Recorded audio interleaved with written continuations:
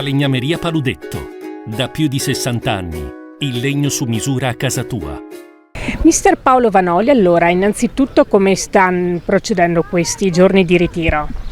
No, molto bene, abbiamo iniziato a caricare un pochettino, è stata una bella sgambata per prepararci giustamente alla prossima settimana che iniziamo a mettere ancora un po' più di carichi, quindi l'importante era trovare un po' il ritmo, le giocate e questo è quello che ci serviva.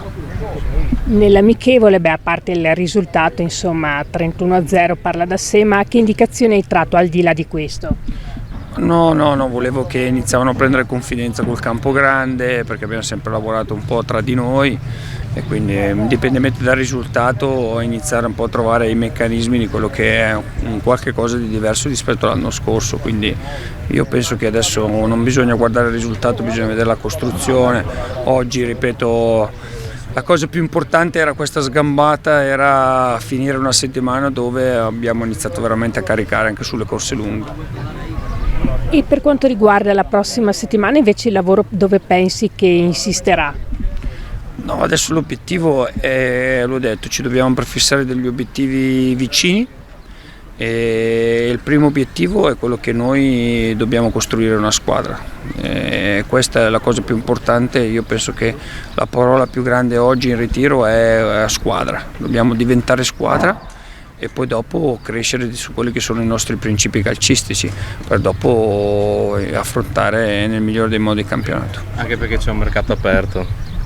Sì, no, ma ormai chi fa parte di questo lavoro sa benissimo che il mercato è lungo, anche noi dobbiamo sistemare la rosa come ho detto e quindi questa società dovrò solo far capire quali sono gli obiettivi futuri in base al mercato. Hai parlato con Giampaolo?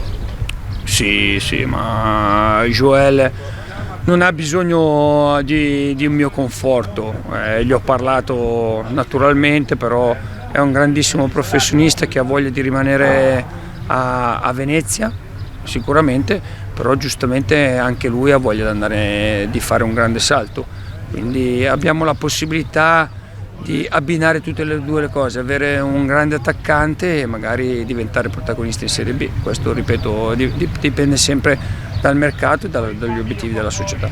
Si dice di partire passo passo, sicuramente 2 partite in casa, l'obiettivo è già ben identificato almeno per l'inizio del campionato. Umilmente sono concentrato sul presente, sono concentrato oggi a creare qualcosa di importante in queste 3 settimane che mancheranno, poi avremo prima la Coppa Italia e dopodiché penseremo al campionato. Oggi dobbiamo pensare a continuare come stanno lavorando, faccio i complimenti a questo gruppo, a questi ragazzi perché sono arrivati mentalizzati a voler fare qualcosa di importante, a continuare a cercare di fare qualcosa di importante che abbiamo finito l'anno scorso, questa è la cosa più importante. Si diceva che appunto il mercato aperto, non ti chiedo come sta andando, non sei tu la persona preposta, ma ti chiedo, c'è qualche giocatore, più che giocatore, qualche ruolo che vorresti coperto? Ma no, quando siamo andati via sono stato chiaro con la società, col direttore, quello che manca a questa squadra per poter fare un altro step. È normale che, ripeto, il mercato è lungo, ci vuole pazienza, bisogna obiettivi chiari, io sono stato chiaro su quelli che sono gli obiettivi per poter far crescere questa squadra e per provare a essere, ripeto, protagonisti. Quindi adesso concentrati sul lavoro, ripeto, tutti i ragazzi che ho portato qua al ritiro perché si devono provare a giocare una chance. Faccio l'esempio di Bjarkeson che secondo me dopo 2 anni di Serie C è diventato un altro giocatore che potrebbe far parte di questa rosa, quindi vedi, alla fine io penso che è giusto avere l'opportunità di guardare tutti e di vedere chi sono i giocatori che ci possono dare una mano per fare qualche cosa in più rispetto all'anno scorso.